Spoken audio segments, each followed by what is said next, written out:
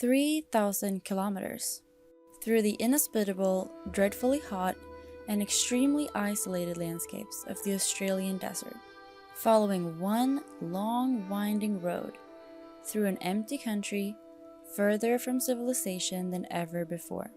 Driving through wildfires, living in tents on the side of the road, and all while working hard from sunrise to sunset on getting our solar-powered race car to work, and continue getting us further in the competition as fast as we possibly can. Would you be up for the challenge? Most people would probably say no, but certainly not all. We were 16 students from Halmstad University who said yes to the challenge and spent weeks in the hot and humid city of Darwin in Northern Australia while focusing all of our energy on finishing our solar race car Sven and making it safe enough and fast enough to be approved for the competition. After spending day and night in the garage for weeks on end, it was time for the final scrutineering. This was the moment where we would find out if all of our hard work was for nothing or if we would get to start. We kept the energy high to hide the nerves, did a few final adjustments, and sent Sven out on the racetrack. Go Sven, go!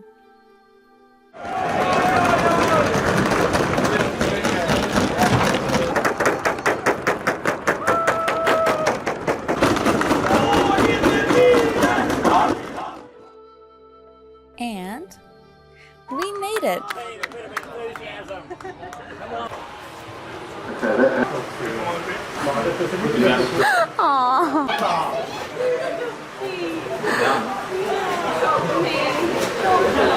We are officially participating in Bridgestone World Solar Challenge of 2023. 22nd of November 2023, Race Day. The day finally came, when it was time to show the competition and the world what Sven could do. The entire city of Darwin was buzzing, nerves were high, and we were all praying that things would go according to plan today. Sven rolled over the start line with Petter behind the wheel, and the rest of the team ran to our cars as fast as we could, where we then would spend every woken minute of the coming 5 days. The Darwin residents and other spectators lined the highway and cheered us on as we drove out of the city, and suddenly it all became real. We're doing it! The long and seemingly never-ending road trip had begun, following Stewart Highway, the only road that cuts Australia straight down the middle and connects north to south. Everything went smoothly in the beginning. By the end of day 2, we had reached 733 kilometers and made it in time to 2 control stops. However, on day 3 we would have to reach a total of 987 kilometers to get to the 3rd control stop in time. If we got there any later than 12 o'clock, we would no longer be in the competition. So naturally, we pushed Sven harder than ever before, yet we didn't have a second to spare as we rolled into Tennant Creek.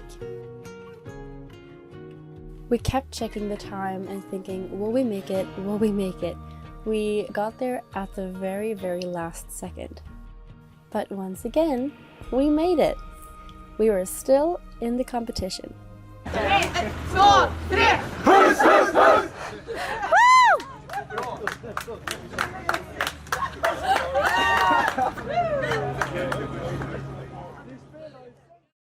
Unfortunately, the happiness and excitement from Tennant Creek didn't last very long. We started realizing that our battery wasn't producing enough energy to keep us going at the speed we needed to be at. We had to make a stop along the road to let the sun charge the battery a little bit extra before we headed off again. Sadly, the energy we got from that stop didn't take us far enough. We had to face the hard truth. Sven had reached his limit, and we could not make it to the next control stops in time. With a crushed spirit and over 1,000 kilometers behind us, we placed Sven in the trailer and continued on with our road trip that now had taken on a very different outlook.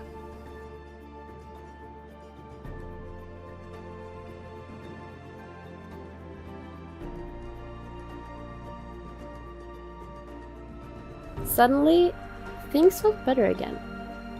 The stress and the pressure from all of the sleepless nights before and during the competition, they disappeared, and we had a bit more time and energy to take care of each other and explore the magical places that we were passing by. And then, the day came. The day that we had all been waiting for since we first joined this project 2, or for some 4 years ago.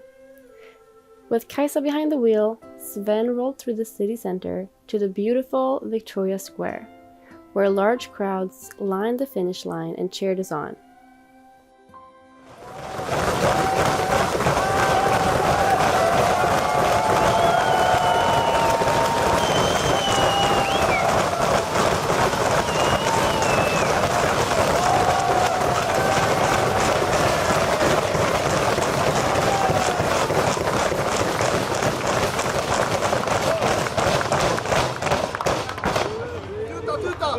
And Philippa, come forward.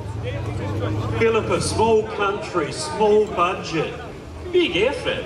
Tell us about it. Well, it's been a long journey, but it's been so much fun, and we have built so many relationships, built so much knowledge, so it's been a great, amazing journey. Absolutely.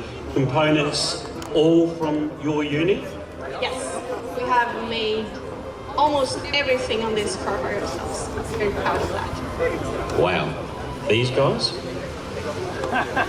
What a team. We made it over the finish line with a fully functioning solar-powered race car, albeit with a slight energy consumption problem.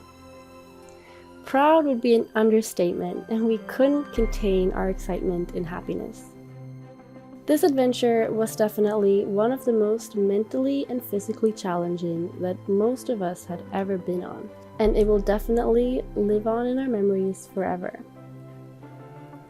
Thank you from the bottom of our heart to all of our sponsors, to Halmstad University, and to all of the engaged students for making this journey possible. I, the narrator Rebecca, who also produced this documentary, I'm so grateful for everyone who's watching and even sharing this video. Now, like a true Australian, see you later, alligator, and much love from Halmstad University Solar Team.